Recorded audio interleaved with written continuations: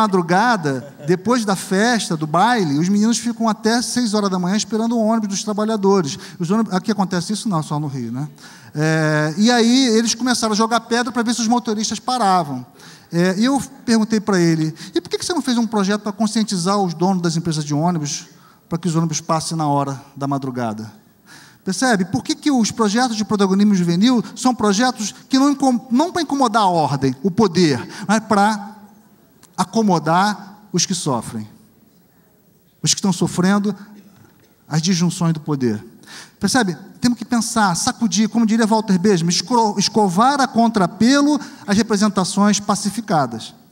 É sobre isso que nós temos que falar quando falamos de representações da juventude. Tá? Então, eu queria, muito rapidamente agora, entrar no tema da escola da cidadania, né, retomando o que eu falei algo aqui no começo. A escola precisa escolher entre a polícia e a política. Não estou falando mais dos soldados armados, fardados. Estou falando agora do sentido mais refinado do termo polícia, como nos dá Jacques Rancière. O que seria política no sentido de Jacques Rancière e o que seria polícia no sentido dele também, e que eu concordo. Política pressupõe a diferença, o diálogo sobre os dissensos. Ou seja, a política é a arte de mediar a diferença. Já se falou isso aqui. Nós temos que conviver, coexistir. A arte de mediar a diferença. Qual é o papel da polícia? A política é tudo aquilo que serve para posicionar no lugar aqueles que saíram da ordem. Não necessariamente aqueles que cometeram crimes, mas aqueles que estão saindo do lugar para o qual a sociedade os colocou.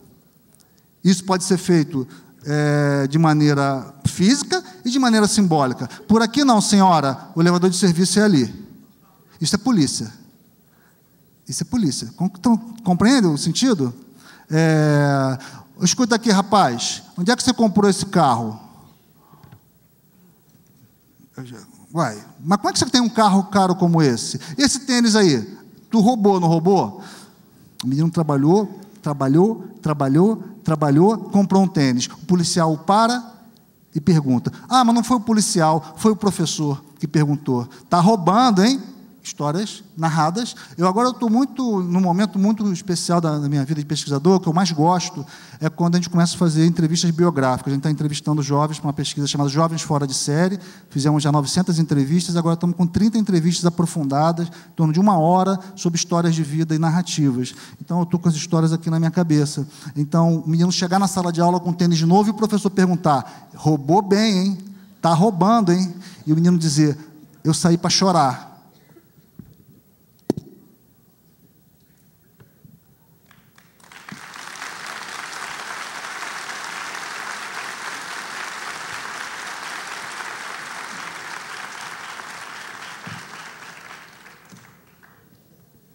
Eu saí para chorar porque eu trabalhei muito para comprar aquele tênis. E o professor não podia dizer para mim que eu roubei.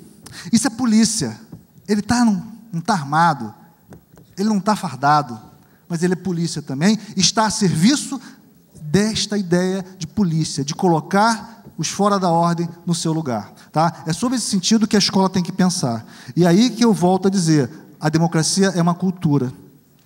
É uma cultura e ela tem que renascer. E se ela não encontra na escola o lugar de renascimento, ela não vai renascer. Quais são os desafios para a construção de políticas democráticas em espaços públicos democráticos? Eu cito de novo Jacques Rancière. Para Rancière, política e arte têm uma origem comum. Em suas obras, o filósofo francês desenvolve uma teoria em torno da partilha do sensível. É um livro muito bonito. Conceito que descreve a formação da comunidade política com base no encontro discordante das percepções individuais. A política, para ele, é essencialmente estética, ou seja, está fundada sobre o mundo do sensível, assim como a expressão artística. Por isso, um regime político só pode ser democrático se incentivar a multiplicidade de manifestações dentro da comunidade. Então, uma narrativa como essa, de homogeneização, uma fábrica de salsicha que virou escola, não é uma política democrática, mas é uma polícia de organizar a homogeneidade. Recentemente, então, desse projeto do ensino médio, em diálogo, apresentamos um projeto de cineclube, né, para uma instituição. O projeto voltou com a seguinte pergunta: vocês podem provar que esse projeto de cineclube vai aumentar o IDEB? O IDEB traduz. Percebe? Como? Pode até atrapalhar o IDEB, eu queria dizer, se o menino... né? Eu não sei se alguém que vai assistir um filme e vai se tocar, vai se sensibilizar, que vai virar um sujeito melhor, ou vai se sentir raiva porque ele vai perceber que ele está num lugar injusto. Eu não sei se isso melhora o IDEB ou não. Não tem a menor importância para mim se melhora o IDEB ou não na questão do filme. A escola está ficando pragmática. E esse é um desafio para todos nós. Reinventar a escola. Reinventar a nossa possibilidade de imaginar uma outra escola, de imaginar uma outra sociedade. Alguns vão falar, lá vem ele falando lá da academia, eu quero ver lá, na escola. Mas é isso, a gente tem que pensar o impossível. Imagina alguém, um aldeão no século XVII, pensando, vamos viver um mundo sem reis e rainhas? Na França? Ele inimaginável, é um louco. Nós temos que ser um pouco loucos também. E um pouco loucas também. Porque sem essa loucura do que não é, mas pode ser, isso é Platão, é a ideia de utopia, a cidade que não é, mas pode vir a ser, sem essa loucura do que não é, mas pode vir a ser, o mundo permanece o mesmo. A não ser que nós digamos, o mundo está bem.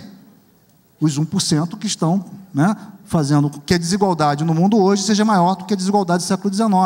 Né? O recente livro que saiu aí. Bom, então, é nisso que eu digo. O governo da escola como gerência para o sucesso escolar é completamente oposto, é uma antinomia no sentido filosófico da ideia do governo como gestão democrática, ou como governo de todos, cada um com as suas devidas responsabilidades administrativas. Né? E aí eu queria, por fim, falar dos 3 momentos desafiadores para o educador. O primeiro é a criação de espaços de confiança para que os jovens possam contribuir para que projetos emerjam. Quando eu falo construir projeto, é muito interessante, todos vocês que conversam com jovens, e às vezes crianças também, né, você pergunta, você quer ser o que quando crescer? E aquela pergunta, primeiro que a ideia de que o cara não é, né, que ele vai ser quando crescer, tudo bem, mas essa pergunta está aí. E alguns falam assim, eu quero ser astronauta. Bom, astronauta... Em primeiro lugar, você tem que saber o que é um astronauta, o que ele faz, o que tem que se fazer para fazer astronauta. Numa das conversas com os jovens da educação de jovens e adultos, 5 reprovações no ensino médio, 4 reprovações no ensino fundamental, ele me diz, eu quero ser médico. Eu quero ser médico. Ele tem direito de ser médico? Tem. Qualquer um tem direito de ser médico. E deve querer ser um bom médico. Mas alguém que tem 4 reprovações no ensino fundamental, 5 no ensino médio, está perto de ser médico num país onde ser médico, fazer medicina é ultrapassar quase que uma montanha. Ora, isto é muito mais bovarismo, né, quixotismo, né, sonhos, devaneios, do que projeto. Projeto é outra coisa, né, no sentido de que Schutz nos coloca, Gilberto Velho, projeto é a possibilidade de construir objetivos e persegui-los e pavimentá-los. Né? Então, um dos desafios que nós temos não é acabar com o sonho das pessoas, né? Mas no caso específico desse, isso é um devaneio. O que nós podemos fazer para que ele tenha, de fato, projetos factíveis para a sua vida? Porque, senão, você pode cair de muito alto. Né? A frustração pode ser muito grande também, e você pode ver anos e anos alimentando esse bovarismo, essa ideia inalcançável, vamos dizer assim. Então, construir espaços de confiança para que os jovens possam correr riscos. Né? Eu queria que vocês anotassem isso. A palavra de risco e juventude também é muito associada. Jovens de risco. É como se os jovens não pudessem correr risco. Viver é mais perigoso do que a morte. Os jovens devem correr riscos, mas riscos calculados, riscos controlados, o risco de encontrar alguém na rua, o risco de se apaixonar, o risco de abandonar um curso que está muito desagradável, o risco de ir embora agora e o secretário de Educação anotar e depois, né, chamar a atenção. Tudo não é o caso. Aqui acho que não, mas em alguns lugares acho que seria. A vida é correr risco. E, então, por que nós temos que colar nos jovens a ideia de que eles não podem correr risco? Né? O grande problema é quando os jovens correm risco sem uma base de suporte, de sustentação, para que o risco possa se desenvolver com o mínimo de segurança e integridade. E nós vivemos uma sociedade onde os problemas são globais, sistêmicos, mas as responsabilidades são individuais. E esses jovens estão dizendo para a gente, na nossa sala de aula, nas nossas pesquisas, que eles estão se sentindo só.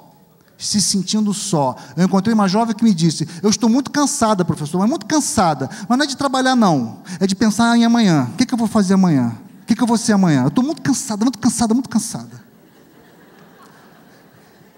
A incerteza cansa, não ter um patamar para saltar cansa, e esses jovens precisam desse suporte, e nós podemos ser em alguma medida esse suporte. As políticas públicas podem ser em alguma medida esse suporte para que os sujeitos saltem, construam projetos.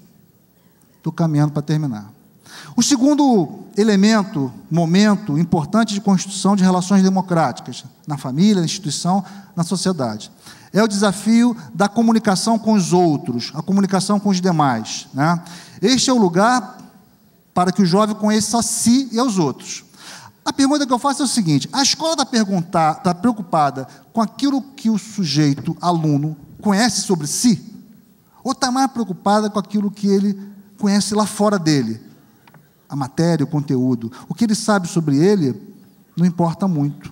É muito comum casos, por exemplo, de massacres, nos Estados Unidos isso é toda hora, aqui acontece, mas ninguém entendeu o que aconteceu, esse menino que atirou na família, atirou no professor, atirou, isso é raríssimo, né? 0,1%, mas em geral vem essa narrativa. Ele era tão calminho, ele não falava nada, ele era um bom aluno. A ideia do bom aluno como um sujeito que não fala.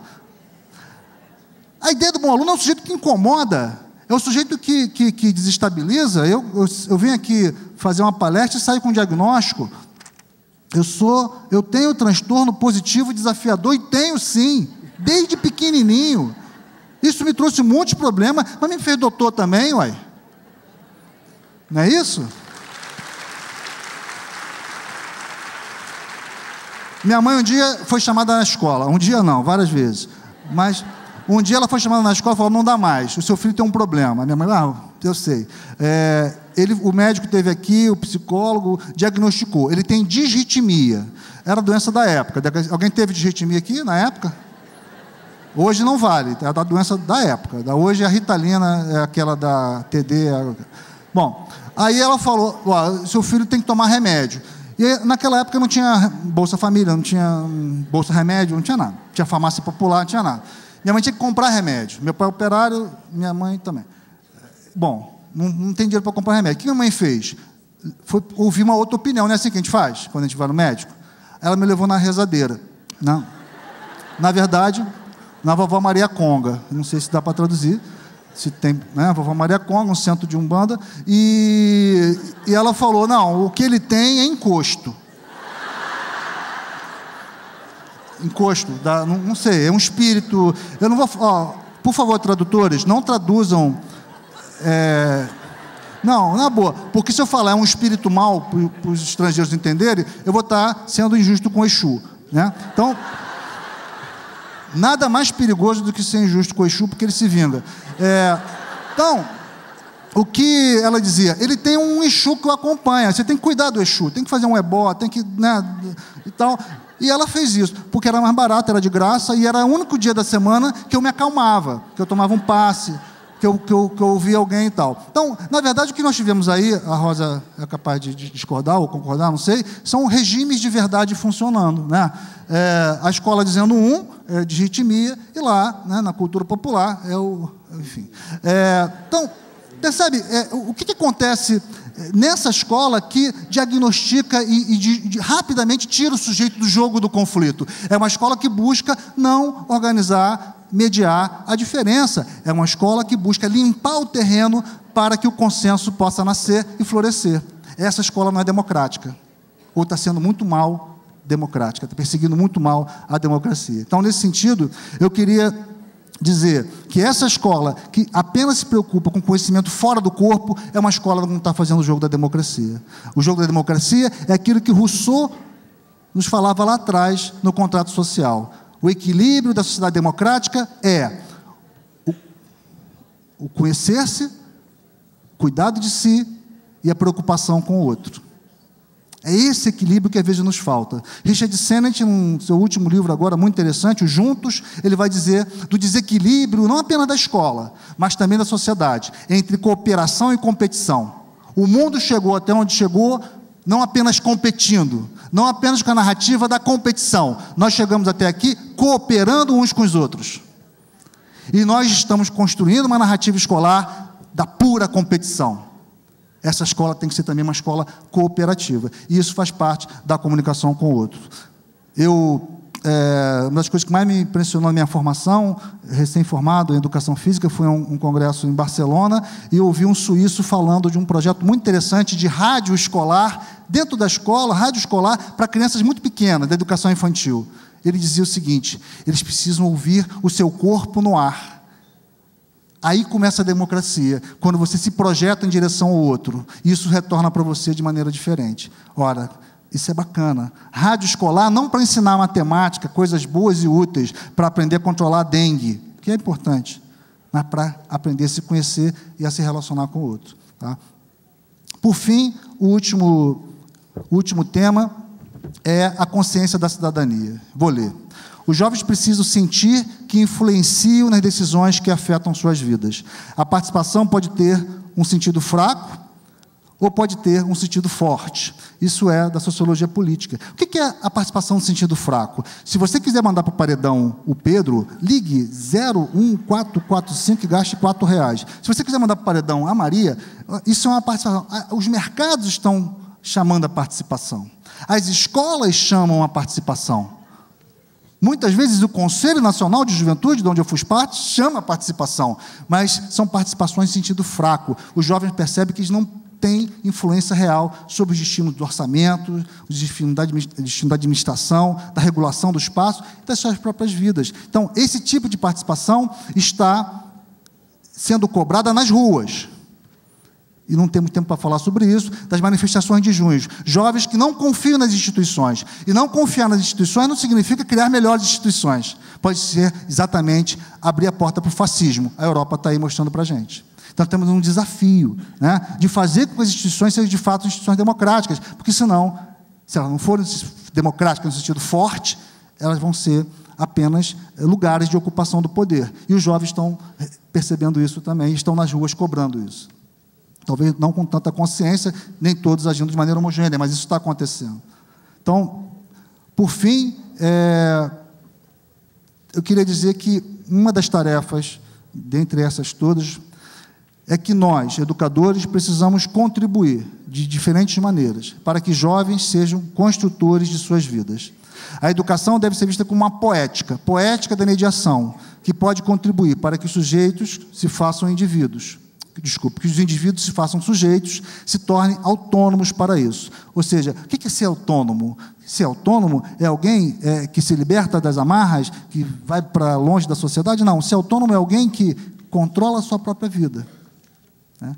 Que controla a sua própria vida, não no sentido individualista, mas no sentido da relação com o outro, que sabe o que quer. E muitas vezes nós estamos diante de jovens que não sabem o que querem, porque não aprenderam a querer. Né? A aprendizagem também da querência é importante. Para isso, esses jovens precisam ser capazes de integrar os diversos elementos da sua experiência e personalidade. Sem esta consciência de si, não pode haver diálogo com o outro.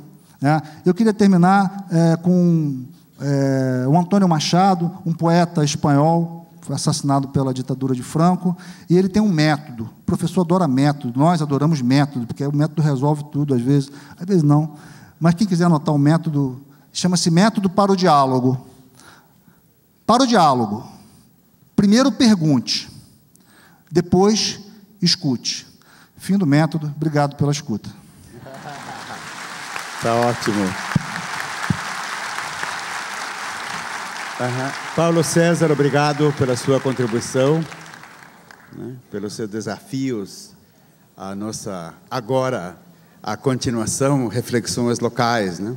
Duas coisas sucintas antes do nosso próximo convidado. Primeiro, um grande abraço e um cumprimento aos 60 pontos de retransmissão no estado inteiro, onde já há informações, participação de em torno de 25 mil professores. Eu até me comprometi quando andei por Erechim, que hoje estou vestindo uma manta entregue pela coordenadoria de Erechim, né? Eu tinha que colocar isso. Ou seja, a CRE Erechim veste Alejandro. Pronto. E ainda um grande abraço para a educação do campo, com quem andei me encontrando nas últimas vezes, e também fiquei de dar um tchau assim, meio, sabe, discreto. Mas o Alejandro não consegue ser discreto assim tanto. Um aviso, Ciara de Pelotas solicita, se alguém encontrou uma pasta do encontro com um caderno dentro, por favor devolva-nos perdidos e achados, ela colocou, porque aí ela tem anotado toda a primeira palestra, né?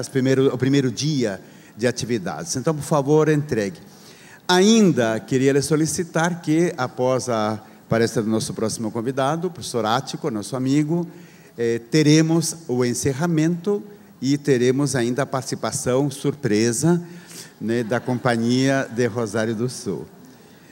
Nos meus tempos de latim, no Chile ainda, na educação básica, ensino fundamental, nós tínhamos latim, e uma das tantas coisas que a gente se lembra é fina corona topus, isto é, só quando você chega ao fim que você coroa a obra toda. Este seminário tem sido para mim, enfim, para tantos que a gente encontrou, extraordinário, e a gente gostaria que terminássemos juntos, para coroar então esta atividade como extraordinária. Posso contar com vocês? E ainda lembrem-se que a última parte, obrigado, na última parte, o último número derradeiro é eu ensinando a dançar a dança que ontem de noite a gente adiou para hoje. Sim, é uma salsa. Bom, tá bom. E Maria me vai acompanhar, certo, Maria Berner? Então, assim, seguro. Obrigado. Professora. Bem, depois dessa performance aqui, passamos ao professor Ático Chassot, nosso colega, né? O Ático pediu para eu resumir, porque realmente ele é um professor licenciado em Química aqui na URGS, e mestre e doutor em Educação aqui na URGS, e que passou por inúmeras instituições aqui no Rio Grande do Sul, na UBRA, Unicinos, PUC, FAPA, na própria URGS, obviamente, e com estágios no exterior, na Dinamarca, em Lyon, e hoje é professor do IPA, não é isso? Então, ele termina a sua apresentação no currículo dizendo que tem uma paixão enorme pelos livros e pela escrita, que seriam as suas grandes paixões. Enfim, e ele está aqui conosco para encerrar esse conjunto de palestrantes nesta tarde. Ático, por favor. Você vai falar?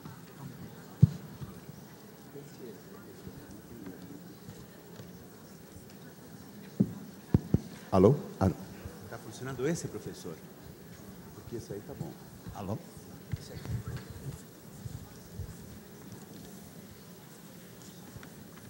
Bom, eu queria começar dando uma boa tarde a cada um e a cada uma e dizer da minha alegria em estar nesse evento. E por estar nesse evento, particularmente agradecer aos organizadores do evento, agradecer ao convite. E, falando dos organizadores, eu vou me permitir personalizar no secretário de Educação, que construiu estes seminários e hoje estão aqui em realização. Eu tenho um privilégio muito grande, se vocês tiverem o privilégio de ouvir na noite de segunda o José Clóvis falar acerca do Manifesto dos Pioneiros, eu, aos sábados pela manhã, divido uma disciplina no mestrado do IPA com o José Clóvis. Então, vocês podem ver o privilégio que eu tenho. Por outro lado, eu também queria fazer uma homenagem a todos os professores e as professoras que estão aqui e que estão nas muitas salas, em muitos locais, desde todo o Rio Grande do Sul, onde está acontecendo esse evento. Eu assim como o Alessandro deu os alôs lá, eu estou me lembrando de muitos lugares onde eu estive, particularmente das minhas orientandas da URI de Frederico Westphalen, que sei me mandar mensagens que estarão assistindo. Estar de novo na Universidade Federal do Rio Grande do Sul é algo singular para mim, uma vez que foi nessa universidade, como disse a Rosa, que eu fiz a minha formação da graduação ao mestrado e depois ao doutorado.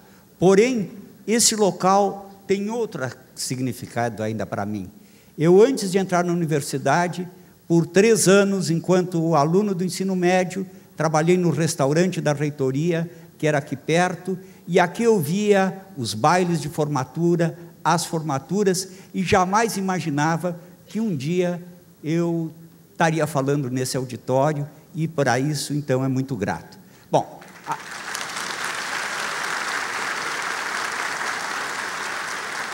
a minha fala está aqui anunciada, das disciplinas à indisciplina. Eu vou falar muita coisa que eu falei naquela abertura de março a pedidos, queria fazer diferente, mas vou acrescentar particularmente uma situação de pesquisa dentro das indisciplinas. Eu vou tentar, num esforço que para mim é difícil, resumir, porque eu tinha programado para 1 hora e depois cortaram, e aí eu vou fazer, mas eu honrarei. Bom, para cima. Tá. Bom, como formado em Química, eu trouxe um catalisador, e o catalisador eu escolhi uma frase de David Hume,